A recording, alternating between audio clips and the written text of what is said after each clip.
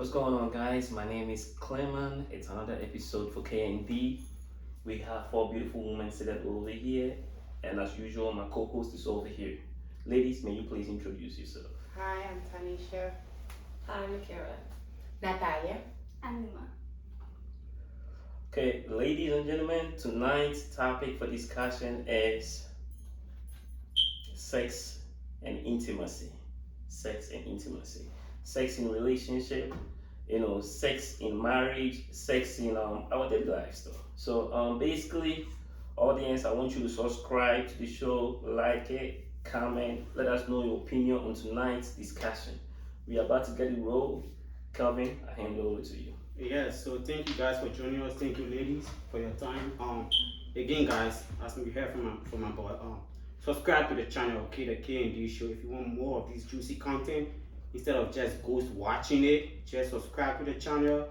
Hit the notification bell. That way, if we post a new video, it automatically pops up on your device. Okay. So, sex and intimacy in relationship. That's what we're going to be talking about today, and we're going to be diving into kind of like why sometimes people in a relationship don't get the sex they need, because we all know sex is very important. It plays a very major role in a relationship. So we're going to be diving deep into that. Leave your comment below and let us know. So ladies, let me start off with you. When it comes to sex and relationship, was there any time in your relationship, basically in your relationship where you felt you weren't getting, because physical intimacy is important. It plays an essential role in a relationship. Was there any time in a relationship where you felt your partner wasn't getting that intimacy that he deserves and vice versa? No, I wouldn't say there's been a time where I've been like unsatisfied sexually. But I think in order to be satisfied sexually, it all depends on the relationship and the energy you share with that person. And also how important sex is for you. Because some people can have sex and be completely unemotional.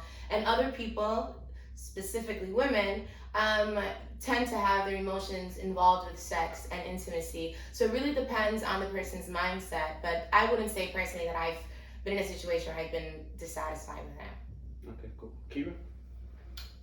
I agree. When it comes to sex and intimacy is not sex. Okay, cool. So it does depend on how important. I did date someone that sex was like number 5 or not that important to them, and I was like, we can't date, we can't get married because we're already dating, but I kind of figured out that's why they weren't that great, so I was like, yeah, it's not that important to you. It's like a top 3 for me. I would never think a man would think it was not that important as I thought it was. Okay, cool. I like your point though. That's a great point. And most guys would be like what you just said. Damn, like bro, most guys is number 1 for us, and he's number 5. So like, did you feel some kind of way like, damn bro, it's kind of like weird, cause most guys, like men in general, it's a biological imperative. Sex is important to us. Did you feel like, is there something going on with this guy or something like that, or you feel some people are like that? I knew it because I had sex with him. I was dating him, so I was having sex with him, and I was like, So when we still always been friends, and when I talked to him, he always talks about like we should just get married. We single, we're not getting any younger, as friends, and I'm just like, let me ask you something. I asked him, how important is sex to you? And he was like, it's not the top 3, maybe top 5 or whatever, or even top 10. It might be in the top 10 somewhere. And I said, I think that's where, we're gonna have a problem. If you start off at a 60 and get married, it's gonna decrease. So who are you gonna be at a 30 in a year 2? So it's not good. I'm just saying, it's not that important. I don't think that you sharpening your skills there. You know what I'm saying? It was on your mind. You want to get better and better, and you want to have great and great. But I just feel like you're just like, and I'm just like, Okay. So women, would you agree that sometimes Can you speak a little loud? we kind of like, we're not honest all the time with men Yeah. when it comes to sex? Absolutely. Especially if you like the guy, you're feeling him, you don't want to hurt his feelings. Not anymore. I stopped that. So we are like, So Kira, you just say that's what it is. Sucking it up. Literally and Nah, I don't suck it figuratively. up no more. I stopped it now. Because you I don't don't want wanna to hurt his continue. feelings. You know, Yeah. you don't want to make him feel bad, make him feel like less of a man if you're not having your needs met. But there are like healthy alternatives or healthy ways to discuss those things without affecting someone's pride. It's all about the person you're talking to and if they're willing to converse with you about sensitive topics. Okay, fellas, for the sake of our audience out there, I would like to ask my co-host what he meant by biological imperative. I want him to elaborate on that, throw some light on it.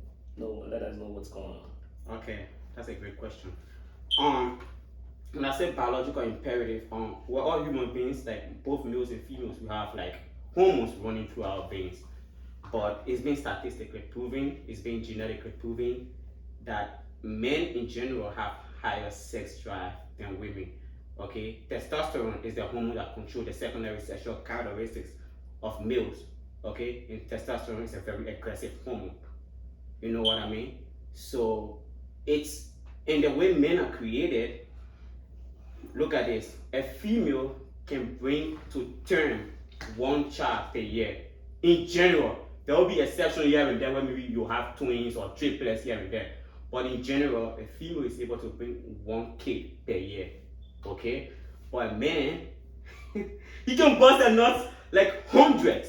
So it's like we're biologically made to spread our genes. So that's what I'm saying. Sex is important to men. It's important to women too. But like we in general we like sex more. Okay, audience out there, what my co-host meant by biological imperative, meaning men have a higher sex drive. In other words, he was talking about testosterone. Those out there that probably have never heard about that particular word before. Higher sex drive. Let's put it like that, So Numan, yeah, you had a great point. Like, can you continue what you're saying? I was just talking about how you can relay the messages that you're not being pleased in the bedroom in a healthy way without it turning into an argument, a debate, or a fight. You have to take your partner's feelings into consideration, and you have to also get the point across that your feelings are also important, and this is the need for the conversation. But there has to be a safe space created. There has to be a sanctuary created for you two to be vulnerable with each other. So it's like intimacy depends on the bond. Sex, you can have sex with anybody, but intimacy is bonding.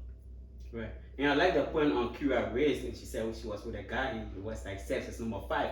Most times, like, again, there's always a double standard in society, okay? Society kind of frowns on female, like, being open with their sexuality. And, like, she's a person, she's a human. She said, like, bro, it's number 5 on your list. Like, in case you get married, Right. as you get older, I don't know if I'm misquoting you. No, yeah. You know what I mean? Like, I I need that feeling, you know what I mean? Mm-hmm. So she was able to, For me, I used to not say anything if I felt like it was not the sex that meets my needs. But I've since, for many years, had stopped that and will stop that sex. And I used to just be like, no, I don't want to do this anymore. But now I have developed a more healthier way to communicate what it is that I like and what it is that I need. Or like teaching without really. So you used to hurt feelings. School. I used to hurt feelings. Okay. I like that point. It's so, I like that point, Yeah, Kira. yeah. It's really important, okay? Because here's the thing. I think somebody said this a couple of months ago. Like, guys, most time we know how to. We kind of tell females like, hey, like you're not sucking this dick good. Maybe hold my balls, squeeze my balls a little bit. So I feel like females too should be able to. Guys, give me your thoughts on that. Because some females, they like, sometimes this guy is banging, but he's not hitting the spot. Right. You know what I mean? So, In the same what do way you think about like same telling him, way bro? You're saying that the women is not sucking good. A lot of times men go down there and they don't know what the they're doing. Yeah. So can you teach him a little bit, touch this spot? I stop. Okay, I stop. Some people get offended. Like, they're like, oh, if you're, for instance, we're all grown. If you're guiding him or moving his head around, you know what I mean? Or like, babe, slow down, or maybe speed up. Depending on how sensitive and egotistical he is, it may hurt his feelings. Even though you're just trying to get your feelings met, He may right? take that negatively. He might not even listen. Right. I said, Stop yeah. biting. Yeah. Stop biting. Now I'm like, hold I'm on. right. I don't want to do it anymore. Yeah. You know?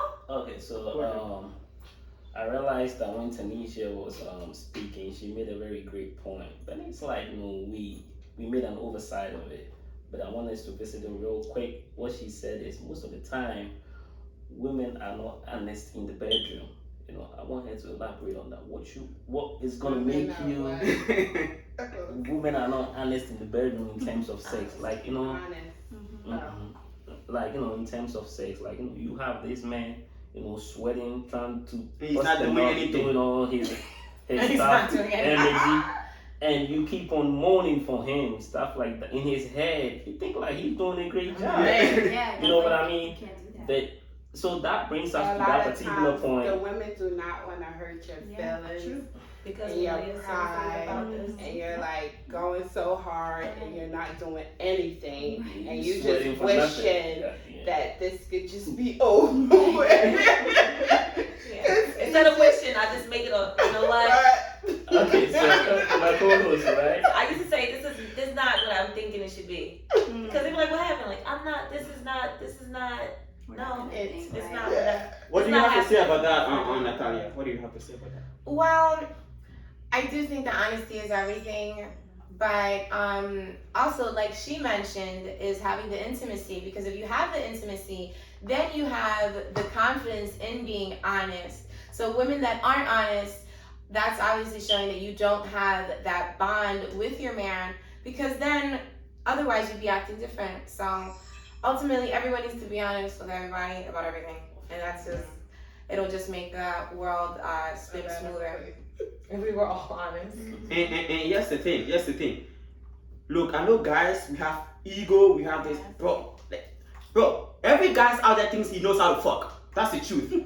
But even most guys, they don't know how to fuck. Honestly, I'm gonna be real, okay? Guys think going in, pounding back and forth, toasting, that's what makes a woman get pleasure.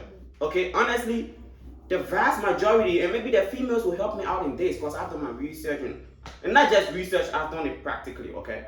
The vast majority of females don't get pleasure through penetration, okay? Foreplay is very important when it comes to female sexuality, okay? You have to eat the box, know how to eat that box, and there are other things you have to know, okay? I'll get So to when so, you say foreplay, right? What is foreplay? Right. so what is foreplay? What is foreplay? What is foreplay to me? Yeah. Foreplay to me is every Where does it start?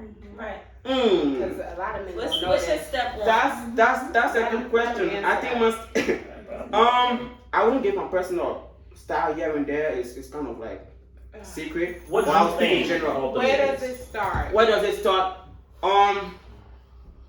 It starts with the clothes on. That's what I would say. Touches. Okay, like touch is very important because every woman has a spot that when she's touched, that is before sex. That is when she's touched. Yes, the thing. Wait, before you stop me, okay? Before you stop me, let me make this point. Before sex to occur physically, it has to occur mentally. You have to fuck her up here first. So what Okay. you saying? So you have to touch an area that sends that signal to the brain, like, I feel something. Then it sends the signal to her private part.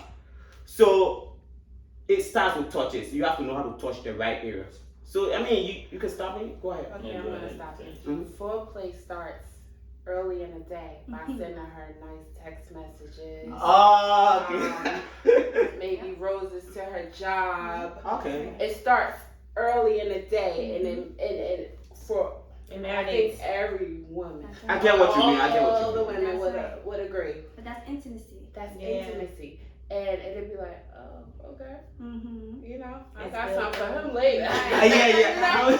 That's where it starts. Men It boils just down be to thinking it's communication. in the bedroom. It's not. It's the build up Yes. to the experience. And listen, guys. I'm not talking. Guys, listen, okay. As I said earlier, most guys are the things they know how to fuck, okay. So it is good that we have these females here giving us their perspective because they are women. That's their body. So they are giving us an insight on what pleasures them. Exactly. Okay, so take this information, learn from it. Okay, Kira, you have anything to add to that? When she says it starts from maybe sending her a juicy text message, maybe sending her flowers or sending her a sweet text. Like, what do you think about that? I mean, yeah, not that saying good morning, we could program that to send it to everybody, but it does start before we even got together, like on the phone. We wasn't in the same room when it started, and it marinates, it might not even be that same day, but it's like marinating.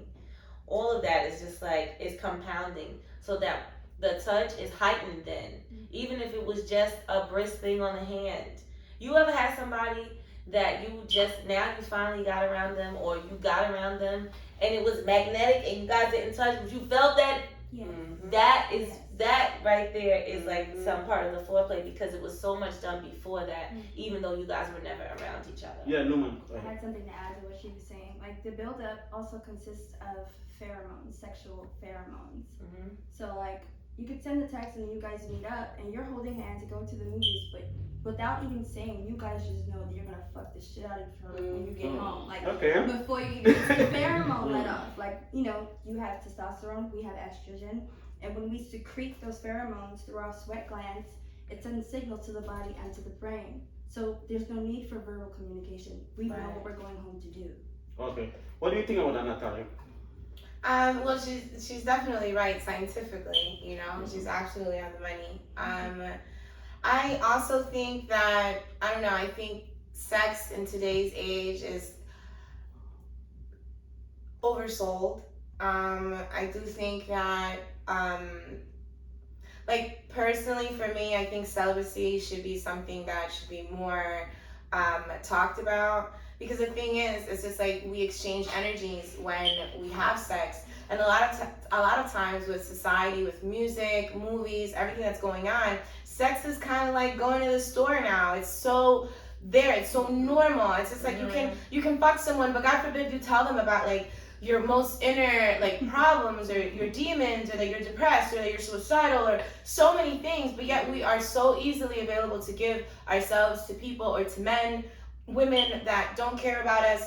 I think that's another thing. It ends up destroying our inner peace, because if you're constantly giving yourself to someone who's giving you attention or giving you this and giving you that, and you're really neglecting everything else or all the shadow work that you need to do, it ends up being a recipe for disaster. So personally, like, it's not that I don't have a high sex drive, it's that mine's low for today's societies. Yeah. It is. It's just I'm not down with the get down so quickly. I'm just not. Go ahead, bro. This That's a good point. Go ahead. This is a very sensitive question I want to bring out here, right? Do you all think that sex is overly abused in today's world or modern days? I definitely think it's abused completely. I think it's abused to the point of no return. It's completely abused. Okay, so when you say it's completely abused in terms of ages, do you want to make a clarification on that? Like, comparing modern days to the olden days. Our parents and our 8th graders grandparents. are giving head. Right. You kidding me? Middle schoolers are giving head. Why do they know about sex? That's right. Even when we were thinking about sex, we did not even understand That's right. the mental capacity of sex. Everyone told us this is what boys want. Watch out for this, watch out for that. But they never told us the impact mentally that it would have on us as women, vice versa with men. Men don't think they're affected by sex. They just think they bust a nut. But they are affected by sex. True. If they have emotional intelligence, they will understand that they're affected by sex. So yeah, it's abused, it's oversold. It's like passing out flyers. It's like breathing, blinking. So it's just sex. It's not just sex, because the definition of sex has become so menial now. It's not a big important thing now. Like I said, 8th graders giving head. What the hell do they know? They can't even. They don't even know how to shower properly. Right. 8th grade. Kidding me? Yeah. Great point. Because there was a girl. Honestly, I'm gonna say this. Like, I don't give a fuck. Okay. You can call my job. Go ahead, Kelvin. Do you? Here's the thing. Like what she said, bro. Honestly, there's a girl. Okay. She's like 11 years old, and what she said, 11 years old, you don't even know how to clean your butt when you go take a shit. Right. Yeah. But you know how to give head. Bro, it's crazy. So like it has an effect, okay? I'm not saying there should be sex education that should be taught, but with the internet, there's disadvantages and there's disadvantages. You can just literally go on your phone and see people banging each other. Okay? There was a time I saw on TV a couple of young guys, teenagers, kids, 14-year-old, okay? They've been so fucked up with pornography. They've been so fucked up with porn to the extent, and they see females as objects. They don't see female as like that's a human being like me. You know what? That could be my sister. They see it was on TV. So that's the disadvantage. Like, bro, when I was in high school back in the day, like, I'm not old, I'm 29. But here's the thing, during my time, when you want to see porn, I'll get to you, bro. When you want to see porn, it has to be in the magazine. You know what we used to do? I used to open a book. I used to put Physics Made Simple and put a magazine in. That's how you used to see porn. But now, you could literally go on your phone and see people fucking. Go ahead, bro. Okay, so this is a question I want to ask my co-host, right? Do you think in overall we have improved in education in terms of sex, in the education sector? Because basically, right, I'm emphasizing on the point that an 8-year-old could give a head, right? So have we failed in the education sector, teaching sex in school? So that these kids will be able to understand it very well, the repercussions that comes with it. Yeah. I don't believe that, because I don't think we've done anything. We haven't changed the curriculum about sex in school. We still posh about it in school, but we know that YouTube has it. We know that social media has it, the Facebooks. We know that even in the games they play, the GTA, all of that stuff has it. And we still buy these games for our kids. We still let them watch certain movies. We let them listen to all this music, and we let them watch videos. And so that's the ones that's teaching our children. We don't really the learn internet in is school. playing a major role. You know that these children don't learn from school. You learn from your friends. Right. No matter how many times your mother or father says, you learn from your environment, your peers, their experiences, your experiences with them. That's what they learn from. And the internet and the TV. That's who's teaching your kids. Not the teacher that they don't listen to, but they just do the test so they don't fail. So whatever's the education sector that's from the 19 whatever by we know who, that wasn't really set up for that. The Bedford wives, the husbands of them, that doesn't apply to today. And like I said, it's only about the birds and the bees. It's only about the reproduction system. They don't teach anything about intimacy, bonds. They don't teach about anything, the psychological effects of sex. We learn that as adults. Right. And some of us don't ever learn it. You see any broken mothers or fathers? They belong to us. You see any broken people? They've broken and they have broken sexual experiences. It's affected them, and they still haven't learned that. So there's generations of people not ever knowing or learning from what comes with sex fully, the whole 360. Yeah, I agree with that. I agree with her point. Like in school, in biology, you only learn the reproductive system, the male reproductive system, the female reproductive system. But when it comes to the social aspect or the repercussions, like I say this all the time, people think, listen, like what she said earlier, I remain resolute on my point. I do not support promiscuity in men because I believe in Newton's third law of motion. For every action, there's an equal and opposite reaction. There are repercussions that come with your actions. Sex originally is for conception. It's for procreating. That's what it's for originally. But now everyone's just trying to either find validation or have an orgasm, and that's sex. Now. Go ahead, bro. Okay, so this is a question I want to ask. But first of all, I want to talk a little bit about what we discussed so far. So coming to the point of the educational sector, we know very well that our education system has not failed us, right?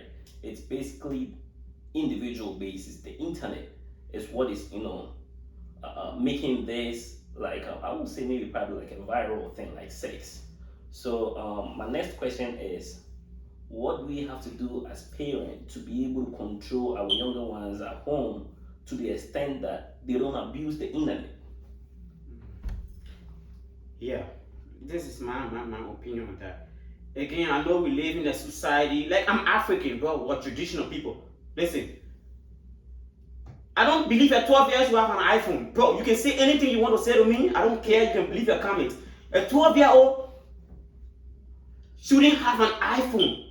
Because even sometimes when you look at the news, you have stalkers chasing little girls. Yeah. Why she doing with an iPhone? I'll buy her the flip top. You know that old flip top that we used to have? Just so she can be able to be in communication with me as a parent if something goes wrong. You know how many things can go on iPhone? There are hackers. Camera hackers, they can hack little girls or little boys taking shower. I don't believe they should have an iPhone. So we start from that. Yeah. I don't agree that they should have an iPhone. I don't agree in kids 5 and 4 years old having these technologies like the tablets that are not child friendly, that have restrictions, and we give them these things as parents because they're the babysitters. Yeah. We don't. So your child wants attention, and we think that they're doing a lot. We're cooking, we're cleaning, we're doing stuff, and we give them these devices to entertain them when the first entertainer of the child is the parent. So we give them, we're occupying their time, and so that's why these things are raising our children, because we aren't. When's the last time you sat on the ground every day and played with your kid? I don't see that happening. I don't see nobody rolling around. I don't see nobody. You might play catch if it's nice outside, but you don't feel like it's compulsory for you to be, I have to spend time with my child. You think spending time with your child is being in the same room with them or giving them a bath or eating. No, those are the duties that we have, right? That's for their nourishment. You need to spend time with them, but we give them to these devices and no. Okay, so this is what I want to say, right? Audience out there, parents out there, there is a limit to, how you could, you can't be a yes man all the time. Right. You are the parent, you got to set boundaries, restrictions. Like, at the home, you have to have like parental control, in terms of setting devices at home, because basically you could restrict a child from the internet, but when he or she goes on the TV, he could log into a porn site. Yeah. You know what I mean? So that is where the parental controls comes in, to be able to regulate what the child does, he or she does at home. Yeah. Okay. So great conversation. Guys, listen, subscribe to the channel, okay? Subscribe to the channel, the KMD Show, okay? Subscribe to the channel, like the video, comment, okay? And we'll respond to you.